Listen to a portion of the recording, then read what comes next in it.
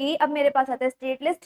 तो ये जो लिस्ट है ये एक ऐसे लिस्ट ऑफ सब्जेक्ट है जिन सारे सब्जेक्ट पर मेरी जो स्टेट गवर्नमेंट है वो लॉ बना सकती है। ठीक है, ये जो लिस्ट है ये इसके अंदर वो सारे सब्जेक्ट आते हैं जिन पर मेरी स्टेट गवर्नमेंट है उसके पास पावर होती है कि उन पर ये लॉ बना सके। ठीक है, तो अगर मैं बात करूं स्टेट लिस्ट के सब्जेक्ट की, तो इनिशियली अभी फोर्स में आई थी तो इसके पास सब्जेक्ट थे 66। ठीक है, इसके अंदर सब्जेक्ट कंटेन जो थे वो थे 66 सब्जेक्ट। लेकिन अब अगर प्रेजेंट की बात करूं तो इसके अंदर अब सब्जेक्ट है 61। ठीक है, कुछ सब्जेक्ट इसके जो थे वो कॉन्करेंट लिस्ट में अब जा चुके हैं, तो अब इसके पास जो सब्जेक्ट होते हैं इसके अंदर वो होते हैं मेरे पास 61। ठीक है, अगर मैं बात करूं इसके सब्जेक्ट की कुछ तो मेरे पास आते हैं पुलिस हो गया, पब्लिक ऑर्डर हो गया, लोकल गवर्नमेंट है ना, public health and sanitation, land, agriculture, fisheries, batting and gambling, trade and commerce, irrigation.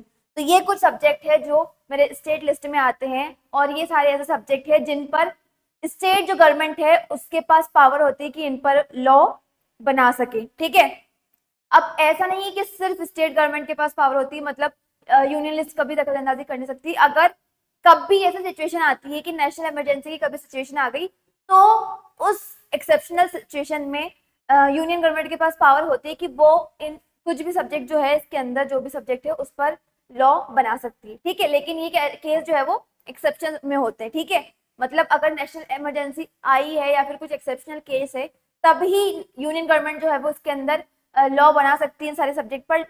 वरना हमारी जो स्टेट गवर्नमेंट है उसके पास ही पावर होती है कि वो इन सारे सब्जेक्ट पर लॉ बना सके। ठीक है, तो स्टेट लिस्ट मेरी वो लिस्ट होगी जिसके अंदर वो सारे सब्जेक्ट होंगे जहां पर जो स्टेट गवर्नमेंट है उसके पास पावर होती है कि वो वहां पर उन पर लॉ बना सके। ठीक है,